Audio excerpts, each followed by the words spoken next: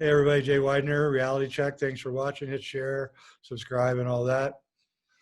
Um, about 7 months ago, I was reading a book by Nick Bostrom, who's a physicist, and he said that there was a really good chance that we were living in a simulation. And he said something really interesting, and it really pushed me onto the road I'm on now and where I'm going tonight. He said that if we are living in a simulation, then there is one way you can discover that you are in a simulation.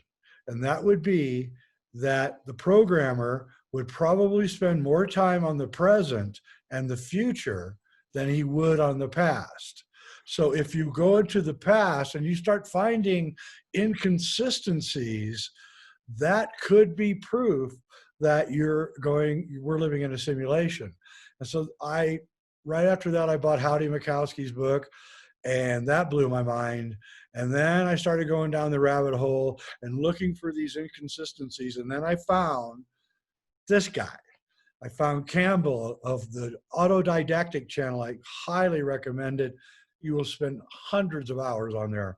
Hey, Cambell, thanks for coming on. I really appreciate it. Thanks for having me, Jay. Yeah, really appreciate you having me. Like I said, big fan of your work as well, so thank you. Yeah, and so your kind of ballywick is you take ancient archives, photos, maps, and kind of drill down into it, and you start asking questions that, when you ask it, it seems so obvious that that would be the first question you would ask, but nobody ever seems to ask those questions, and really begin to wonder about reality. And I think where the camel's back broke was when I was watching one of your videos, because I'm really into cathedrals and architecture and that kind of thing. And you had a photo from California that was taken, I think, in 1870 or something, of a dilapidated cathedral. And I'm like, wait a minute, it takes 200 years to build a cathedral. It takes 200 years for it to fall apart unless something bombed it. And, there had to be a period of use. The Spanish didn't build big cathedrals, not in America. They built their missions. So that's when I started wondering, maybe there's something going on that I cannot figure out. Anyway, so I thought we'd do tonight is kind of take some of your stuff and introduce it to my audience so that they can see what you're talking about and why I find this so intriguing. So I'll let you take it over. Yes, definitely. Thank you. Yeah, and it's like you say, that the things that, I didn't see this either. I mean, I guess we all do, but we're programmed not to, not to question things and not to really, question the narrative. And so, yeah, basically I was watching a channel called New Earth Channel with Sylvie, and she was, there was a series called When the Survivors Wake Up. It's been completely obliterated now. She ended up having to get lawyers and go to court against YouTube because they wanted it off so badly. And this was a couple of years ago. Then, so through her work, I got onto something called star forts, which I'll show you a little bit of later, but mainly this thing that's called the mud flood. And it's basically, and we just started looking at buildings and looking at history and then reading the story. And then we'd look at the physical evidence. And as soon as you start doing this, you find there is a massive, massive gap, a big disjunct. Things just don't match up. So I do have some photos to have a quick look at. So can you see that? I have to share screen, don't I? Hang on. Share screen.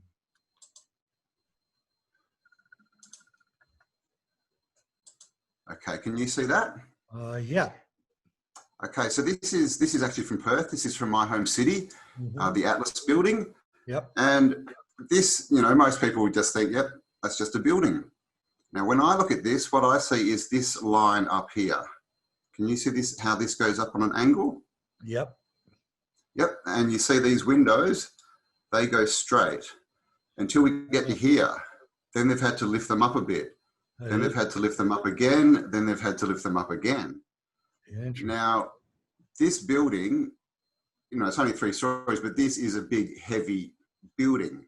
Now, when you build buildings, you build them on a flat foundation. I've You built my own house. flatten the ground, yeah, and you put a big foundation in. That's right. If you've ever seen a skyscraper or a big building being built, they spend, you know, half the time putting the foundation in. That's right. So this building, you know, look at this. Why would it be on that angle? So this is a kind of... No, can't figure that one out. And these guys, these buildings, they will be in a city near you. You can go in. That's also why this is such a fascinating subject, is anyone can walk out their door pretty much, go to their local city, local town, and they will see this kind of stuff. I grew just up one thing. where I grew up in Omaha, Nebraska. The entire they've torn it all down now, but the entire downtown when I was young were these incredible, ornate buildings, and they just put the wrecking ball to them. Yeah. And that's the other thing with the narrative they give us, because they've had to compress all this history into a short time, and it doesn't fit. And so we get stories of these big buildings, you know, and they tell us, oh, they were built in 2 years, stood for 20 years, and then they knocked it over. And these buildings, when you think about the materials and the costs and everything that went into creating them, it just doesn't make sense, because these are all supposed to be in cities that are just starting out as well. I also point out that person walking is a lot smaller than the doors. Yeah. So these people, you can see the head there. Yep. So she's about half the size of this door. Those doors so that's are another thing. 11 feet. Yeah. That's another thing you'll notice, is the size of these stories. So that's a story to there. Now that's a whole nother story up to here. That's exactly right. All those buildings have like 14-foot stories. Exactly. So, yeah, that's the thing. This topic just expands so quickly. So I won't go there at the moment. I'll try and keep on this mud flood. So the mud flood theory, here's another good shot. You can see this hill is running downhill, of course, running down here. But you can see this level here. Yep. Can you see that this level in here, that's actually flat, and they've dug it out. And they've even actually put a stairway going across the gap so you can get to the front door. Now, what's happened here is this building, and you can see this building goes back here. This is a big building. Yeah. Again, you would need to build this on a flat foundation. So this, in my opinion, has been flooded. At some point, there has been an inundation of mud. And what it's done is it's buried this building on an angle. And you can see there's a bottom story here with a door, but because it's as of this point, it's all underground. So they've just sort of cleared this so they can access this bit of the bottom area here. So then, and as you'll notice, this road is dirt. It's not even a paved road. Right. So if you were going to build a building like this, would the first thing you would do not be to build a solid road so you can actually get your materials in and out of there? Very important. Look at this. So this is the kind of stuff we see everywhere. And again, just look at the ornateness of this. Beautiful. These arches, even underneath here, look at the work they go to. This is stuff we don't see anymore. We literally can't. You can also see it's aged in that corner, the front corner. You can see there's been aging going on too. Exactly. So, it's not a new building.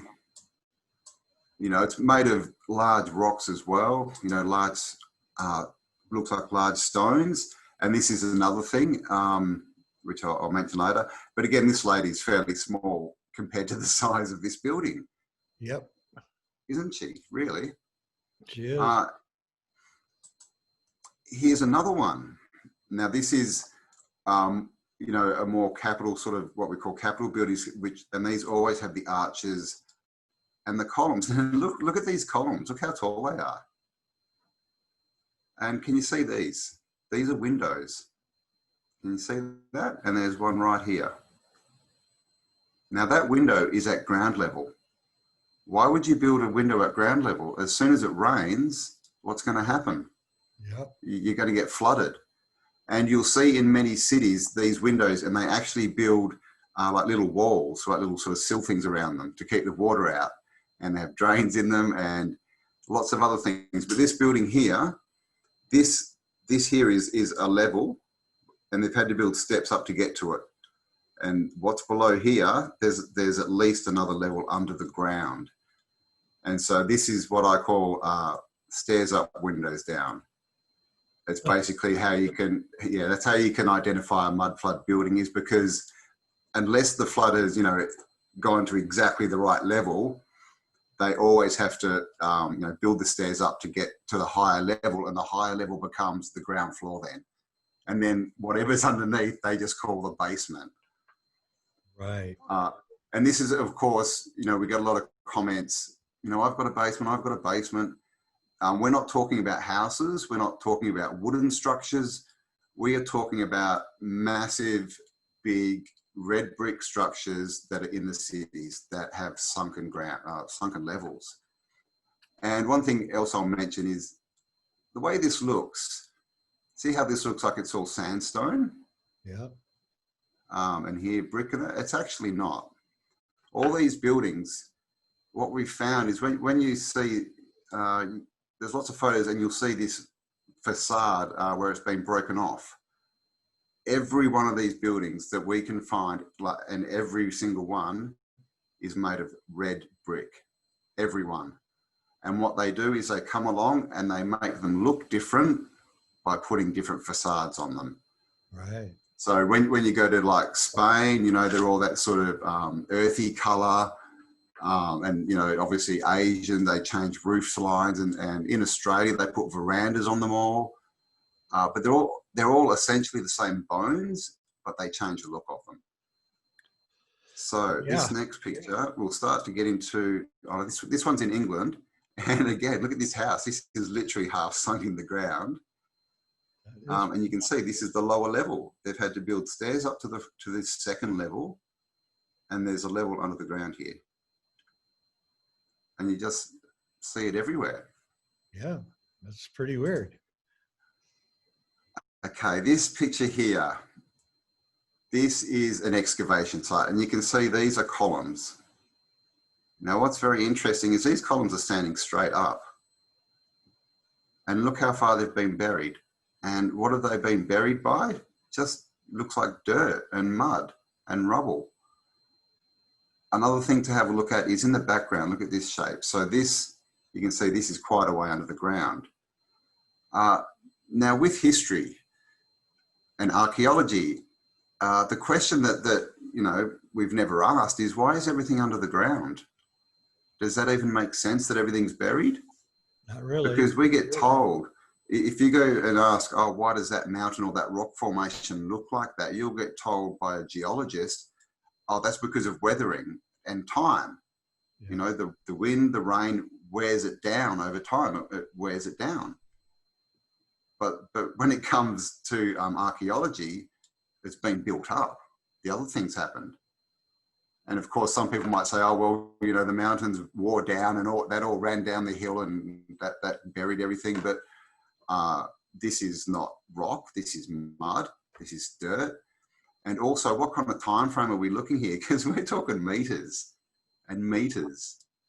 And I mean, so how long does it take for that amount of land to build up naturally? Because this is the story they're trying to say. They try and say, oh no, this is just natural build-up of land. But really, this much? Because when you look into how land builds up, what they tell you is the land builds up because of people leaving their rubbish around, because of vegetation rotting down, and from sand blowing in from other places. And water. And water moving things around. Right. But we don't see that. And when we see ruins, we don't see, one side or the walls covered more than the inside. Like, it doesn't look like wind's blown up things up against the wall. They get covered completely. Just like this, another column. And as you can see, this is what we're told is, Greco-Roman. Yep. This sort of look. Now you'll see these columns. I mean, you're in the US, Jay. Yep. Capitol building has these, right? Probably every Capitol building for every state has these. Yep, almost. Why was everyone building in the same style? if America was a new founded country, especially because, you know, it was founded on people escaping, you know, Europe for their belief systems, why would they then go and copy all the architecture from Europe? And how you know? Well, they thought that they were the new Rome. America did, Yeah, and well, they are really, they are the new Rome. But um, buried this deep, I can't explain that. No. and these things are everywhere now. Now we'll get into some good pictures to show you what, because when we, and I say we, there's, you know, a community of us, of people who are researching this topic, and it's been going sort of 2 or 3 years really. We've sort of been building up, and a lot of this stuff we just started, you know, assuming, like I showed you those pictures. Oh, it looks like there's a full story behind below that building, but it took us a while of hunting. But we found all the photos. This is not a theory anymore. This picture here, oh, that's just another buried. This is a buried building that they found, and as you can see these are windows. This is the remnants of a window frame. Can you see that? Yep. And can you see what's in this one? That's brick. Yeah. So someone has bricked this up from the inside, and this was underground. This was all buried. This was a lower story. The ground level's up here somewhere. And as you can see, all red brick. Whenever you see it without the facade, it's always red brick. So I think it must be this photo. Okay, so here we go. This, I believe this is from Russia, and Russia has a lot of these pictures because they've done quite a bit of excavating in Russia, and this is what they find. So this was the street level here, or is the street level. And they've gone and done a bit of excavation, and look what they've found underneath. This is the original front door. And this is the one they've built on top into the second story. These windows, you can see they're exactly on top of this. Now this, can you see how that's been cut in half? Yeah. This is those windows that we see sitting on the pavement. And this is the rest of the window that was underground. Can you see that? I'll bring it up a bit better for you. There you go. Completely perplexed. So yeah, this is the ground level. This is what you would see walking down the street, one of those ground level windows, but it's actually a full window that goes straight underground. And you can see this has still got the window frame in it and the glass. Crazy. And this has still got the front door on it. And this is complete. This is and as you can see again, see when the facade goes, it's all red brick. This is all red brick. So the owners or the people that lived there, they must have known, because there was. Yeah, they must have. Yeah, they must have. Yeah, I mean, unless somehow the bottom, this was all sealed off. But I mean, with these windows, you would think they would have to know. So I'm not sure what's on the inside here. Maybe it was just boarded up and it was just called a basement. Yep. You know? Yeah, they just sealed it up. Yeah, and probably had rats in it. God, well, this is the thing. I mean, how much moisture would be getting in there? You know, it wouldn't be a very nice place to be. No, it wouldn't. Now this is a church. And as you can see, this is what it used to look like. This is the ground level. Okay. They did a bit of excavating and look what they found. A whole nother level underground. Okay, so this bit here is this. You can see the two windows. So this is the ground level, and it was literally just at the top of the original door. It was covered up. But here we've got the original door, we've got arches, like a whole nother story underneath, just buried. Freaking unbelievable. So this stuff is, there's, like I said, go and have a look in your local city, guys, and you will see this stuff. What you need to look for is the big old world looking buildings. You know, anything that's kind of like a government building, a post office, a library, a school, a jail, a mental asylum. Yeah. that all these buildings they grab and they tag as government buildings, and that's so we can't poke around, I think. This picture, this is the temple in Salt Lake City. This is the ground level here, and that's a window. Okay. The Mormon Now, Temple?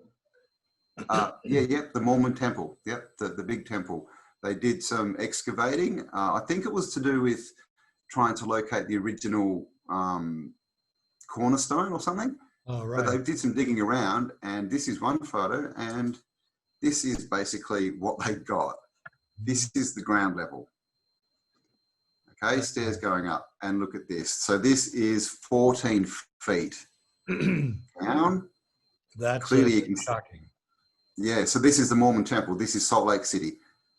Salt Lake City's got a few of these buildings, lots of questions. Okay, these are serious. Yeah, and this is a guy sitting down here.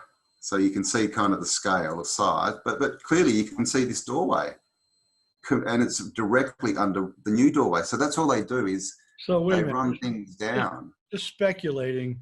Are you saying that when they arrived there in the 1860s or whatever, that they found this thing already built, or what? Yep. And the mud Yep. was all the way up to here, and then they And the mud was already covered. stairs. So yeah, so they found them. Stairs and Yep. Basically, what it looks like is they've found them flooded. Some buildings they've, sort of taken a bit of dirt away, and then basically just so they could access them, and they've put like the stairs in here, going up so they can get to the front door, and they've basically just taken them because the word founded, Jay. I mean, think of the whole word founded.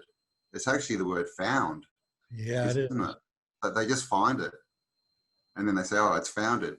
And the word Freemason, free masonry, free buildings. Yeah. So there's all these, like a lot of things starts to tie in, but yeah, this is a very pretty telling picture. And like I said, this is the window to the left of the door is half covered. Is that right? yeah. So this is they've put this dotted line in to show you the ground level. But yeah, this is the top of it, and this is the bottom, underground.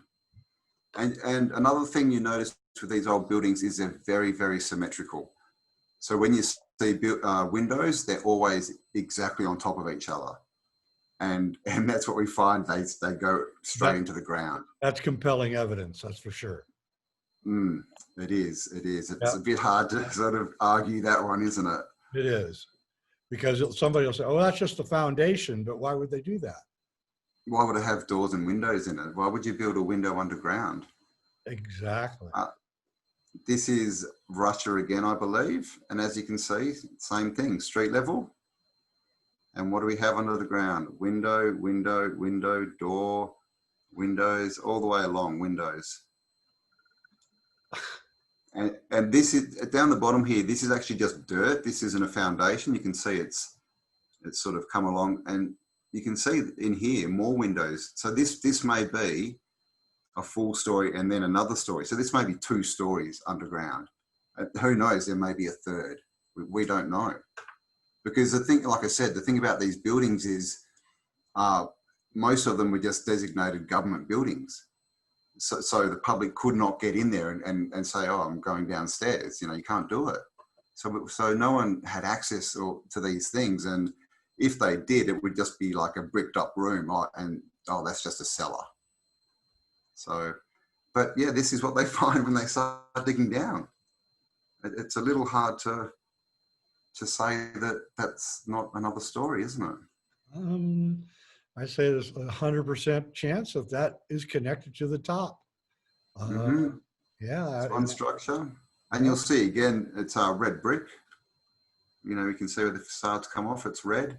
But up here, they make it so they don't look like red brick. And so you can see 3 buildings in a row, they all look different, and they'll say, "Oh, that's from this period, oh, that's from this period, that's from this period." But you take the facade off and they're all exactly the same underneath. So it's all, the facade. I call it a face ad, and they change the face, add a new face to it. Mm-hmm. Here's another one. And as you can see, this one, 1 story, 2 story, 3 story, and we're still going down. This is the road. The road is literally built on the top of a building. Okay, windows, look at this. This is way underground, 2 levels underground, we've got windows. And again, all red brick. And I mean, just that, look at the amount of red brick and work. I mean, imagine what that building was. And who was it for? Who built it? When was it built? And why was it, and how did it get mudded? This is exactly. So we do have theories about that. Obviously nothing conclusive yet.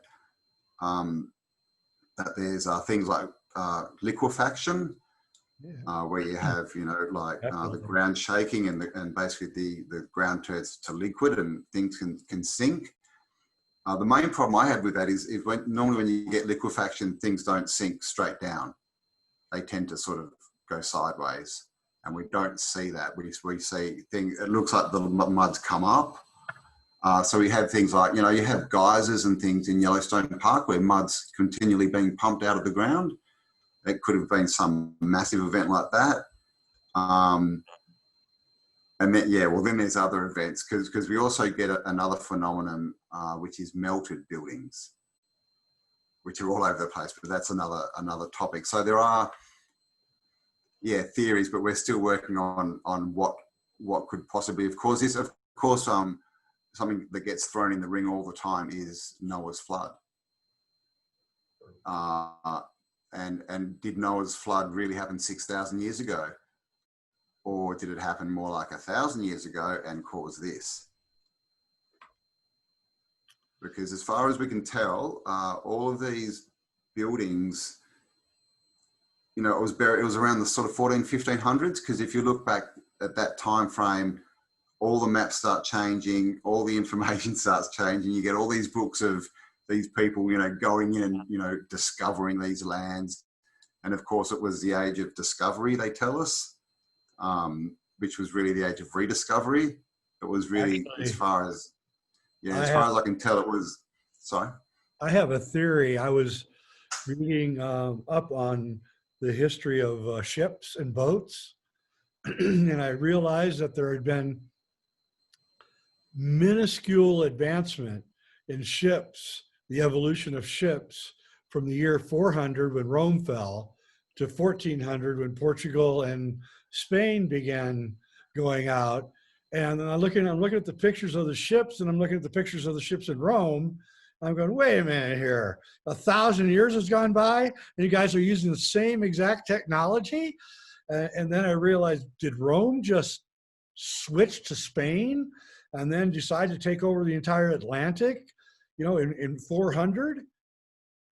If you wow. get my drift.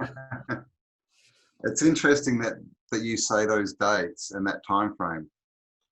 Very interesting, because there is a man called Anatoly Fomenko, who you've heard of Anatoly, yeah? A Russian mathematician who basically was studying solar phenomenon like solstices, equinoxes, and eclipses.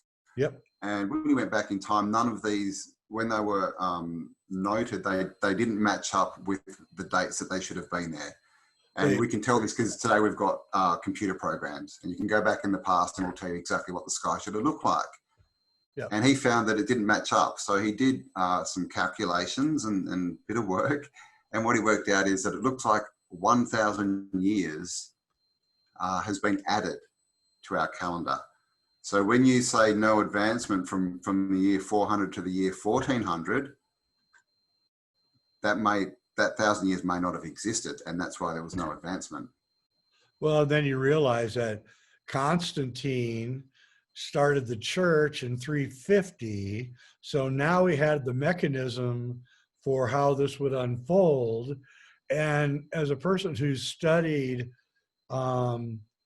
cathedrals, and I realized that the Catholic Church did not pay for any of the cathedrals. They kept copious receipts of everything they did. And so we don't really know who built the cathedral. Some people say the Templars, I don't know. But anyway, as I try to think about this, I realize that the records in India and China could still be correct, even if this happened, even if somehow they manipulated the system here in the West to eliminate 1,000 years, everything else would still be okay. It's just that our comparison here would be wrong, but not to those events. Those events still happened. They still occurred and everything. And even the events that we attribute to being within the 400 to 1400 year period, like maybe King Arthur or some of that, those could have still occurred. In other words, you have to wrap your head around the whole thing, and it takes some abstract thinking to do it. But once you do it, and I'm telling you, when I go to my friends who are scholars who think this theory, by the way, is completely nuts, and when I show them the evolution of ships, they're perplexed. They really are. They're like, wait a minute, what is this? And I say, so, and they always fall back, well, Rome fell, so the whole world fell. I'm like, come on, man. There were still people making boats and doing things, and they would have evolved in 1,000 years. That's a long time, but nothing. So it could be that Rome and the Phoenicians had already gone to the New World. Is that possible? Definitely. And then they built all this stuff, and then some kind of disaster happened. Yeah. We have maps of the US back sort of 1400s, and there's lots where California's an island, and then there's a few you can find where the USA is literally split down the middle. It's like two continents. All right, let me lay this on you. You know about the expanding Earth theory? Yeah, that's right. Yep, the plates and everything. Does that play in any way into this? Could the expanding cause not really amount of mud? No, it doesn't. I don't think so, because looking at the maps, it looks much more like rise and fall of water levels or land levels. You know, things are just going up and down. They're not necessarily moving away from each other. They're just going up and down. So, you know, islands become land masses, and then they become islands again, and all this kind of stuff. And that's another thing, is all across the world, we've got sunken cities, everywhere. If you look in the Bay, is it the Bay of Bengal off India? It's full of them all around there. So clearly the water levels were different at some point. We have sunken continents. We have like Doggerland. Yep. And what's the new one they found? Zealandia. Yeah, which are literally continents that have been sunk. I mean, all of Indonesia was connected to Australia and New Guinea. Yep. At one time. It was a giant land. It probably was Lemuria, but we think of as Lemuria, and so it's now flooded over. I'm sure there's hundreds of cities in that thing sunken. Exactly. When we start looking in the old maps, the land masses, the shapes of the continents and countries just change so much. Different countries, you know, are connected. Heaps of maps show Australia connected to Antarctica and South America as well. Yeah. So this is the thing, and when you start to sort of think of it like that, and this will, you know, this, like you say, it takes quite a bit of information and sort of research to come around to these conclusions, because we have, you know, everything that we know has been given to us through the education system and through society. And you know the deal. If you step out of line, there's someone there to grab you and say, hey, no, you come back here. And this starts in school, in the first year of school. Yep. When they tell you, oi, don't daydream, sit up straight, look at me. Oh, and by the way, if you give me an answer I don't like, I'm going to put a big red cross on your work to say that you're wrong. Yep. This is where it starts. And then if you start to think about it and start to look at it, every book we have access to, unless it's someone who's sat down and handwritten it, every book has to be published. Okay? These publishing companies, they pick and choose. So all the information we get, all of it is just such a sliver of what's out there. You know, we really only get told what they want us to know. And so our view of the world can only come from that perspective, if that makes sense. Absolutely. You know, people don't realize it, but when you're building a building, especially a complex building, you have to build a model first. Okay. And usually the architect is very proud of the model that he built. When the building is finished, it's frequently up in the foyer of the building, the model. But you don't find in these older buildings, in America anyway, you can't find the model, you can't find the blueprints. In my hometown of Omaha, there's a building which you guys can look up on Google Earth called Central High School. And they're telling us in history that they built this building in 1859 when the population of Omaha was 5,000 people. And this building is an entire city block, 3 stories, all Greek colonnades built on the hill. And it's just ludicrous when you begin thinking about it. It's, yeah, it just doesn't make sense at all. I've just lost my picture, so there we go. So the population is a big thing. When you look into the, like you said, these massive buildings built for these tiny populations. Yeah. And apart from the question of why, the bigger question is how. Yeah. You know, how they get, where are they getting all the materials from? Where's all the industry? You know, if you have a piece of iron, you know, a piece of formed iron in a building, just to get that piece of iron is a big chain of people, a big chain of work.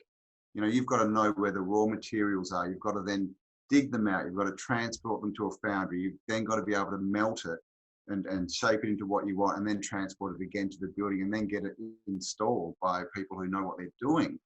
And before you do all that, you need a civil architect. You need someone who can check, oh, this isn't going to fall down. But we don't get any of that. And photography was, we're told, developed in 1827, but we have buildings from the 1830s to 1900. Like you said, these amazing buildings that were built, you know, and these were the cornerstone buildings of you know, apparently these new cities, all the big government buildings. We don't find any construction photos, nothing. Like, all we can find is the completed buildings with a bit of scaffolding around them, and that's all we get. Yeah, I pointed out on this show several times. I have a book of photographs from San Francisco of the 1850s. I've shown them to you guys, and they're panoramas, and you go through with a magnifying glass. For hours I spent, and I couldn't find one building being built out of hundreds. And these are new, you know, it's like, you know, America is like Australia. You know, we were sort of, you know, found. Yeah. So the story is, all this building went on, and all these cities were constructed in a very short time. But yeah, no photos, no models. Even the architects. When you look up, you know, for the architects, you'll find a name, and then you look into it, and they just give this architect like 20 buildings. They say, oh yeah, he built 20 buildings in 10 years. And it's like, oh, okay. And then you talk to an architect today and you say, oh, how long would it take to build that Capitol building? And they're like, oh, 3 or 4 years to get the design work done. You know, before we even think of flattening the land, you know, it's years. Yep. And there's a massive building in Australia that was for a world exhibition, 8 months, built in 8 months. And this thing is huge. And this was in the, you know, last century, when Australia was you know, they tell us just a little, you know, basically still a colony. We didn't even have foundation back then. We weren't a country, but they were whacking up these huge buildings in 8 months. So there's so many problems with the story they give us. Yeah. This picture here, this is Paris. This is actually called the whole of Paris, and this was in the 70s, where they did a massive excavation job, you know, a lot of rebuilding. And again, look what they found underground. And look, this is sitting on pillars. Wait a minute. You're saying that's underneath that building? Those buildings? Yep. So this is the ground level. We All talking these like buildings. 100 feet? Well, look how big these built. Look at that. That's a big truck. Okay, That's a so crane. 50 feet. Yeah. So how tall is this story? Look at that. That's a fairly large story. And this But is no the other one- thing about the No size one of the built stories like is. that. That's not really a very safe way to build. Well, exactly. I mean, but we also don't know what's underneath this. That's true. This may not be the bottom. You're This right. may just be, to look good. This just may be, adornment. Because you can see there's a wall behind here. So, and this is what we get all over the place. So, it's like we say, we're walking on history. History's under your feet. That's where it is. Right. I'm going to be right back because you just reminded me of something. I want to show you. Yep.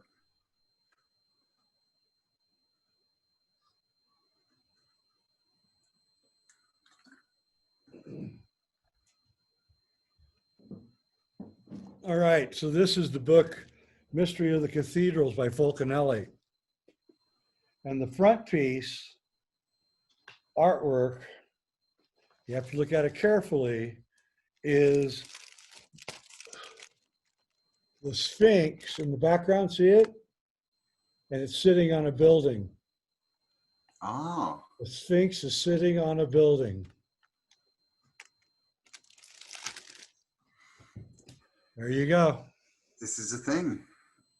And when you start looking into old books and old pictures, from sort of 1600s, you find some very strange things like that. And how were they doing this? How were they, designing and statues? How were they making these statues carved of marble? Marble, a material where if you make the wrong hit, you can literally crack it in half and have to throw the whole thing away. Yet we have thousands with just perfect faces. That we can't do Lifelike perfect. They can't do it today. No, they can't. No, There's no Michelangelo around today. It's like with a lot of these buildings, they can't repair them. Like literally, when they break, there's no one who has the skill to repair them. That's why I'm but convinced to tear them down. Yeah, exactly. Yeah, that and to hide the past. Right. It's like you said with the timelines, they mess it up so much. Just so that we can't piece it together in a sequential thing. They just throw it all around and say, oh, this came in here and this came in here. But the story we're given is just they're wrong. always moving us around. They're using fire and Yep. like the fake gold rush and all of that. And they just keep moving us around through. They're doing it right now. We're going through one of them right now. They're not moving us around yet, but soon people are going to have foreclosures and things going on, and then there's going to be some moving. Yeah, they're definitely. I mean, and it's happening, like you said. People are doing it by themselves at the moment, especially in your country. A lot of people are fleeing certain states and going to other states, and that's been that's part of their plan. Yeah, this is how they do it. They do things. They don't tell us, "Hey, move there." They just make it so that we have to move there. Yeah, that's right. That's exactly what's going on. Let's control the narrative. Fire to the California fires are all about moving people around. Yep, they are. And we had the same thing with fires in Australia and exactly the same as California. When you look into where the fires were, you can then go and find maps for high-speed rails that they want to put in those exact areas. Yep. So it's, it's very interesting times. But Hey, everybody. Jay Weidner, Reality Check. Thanks for watching. That was Cambell with the Autodidactic channel, and definitely check that out on YouTube. I'm Jay Weidner, and thanks for watching.